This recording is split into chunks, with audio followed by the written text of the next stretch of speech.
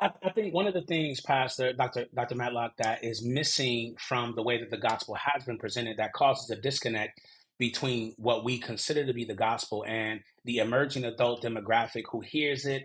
And America, about 5 or 6 years ago, officially moved statistically data wise into what is now a post Christian society. And what does that mean? A post Christian society says, we've heard the story and we're tired of it.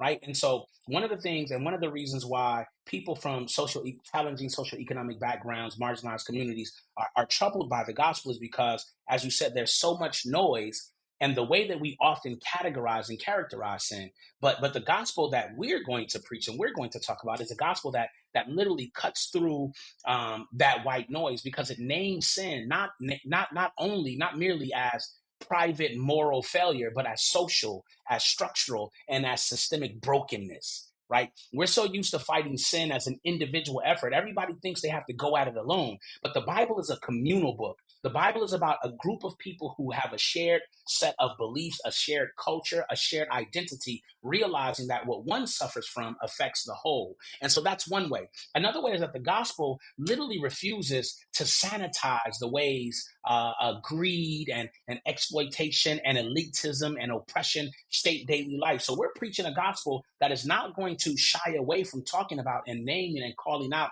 the things in society that are not just lasciviousness, but lawlessness. And when you hear about lawlessness, we're used to lawlessness being when we don't do exactly what the Bible says in these specific areas, which is true. But lawlessness also, there's another definition, Dr. Matlock, of sin. And that definition is found in the book of James. To him that knoweth to do good and doeth it not, to him it is sin.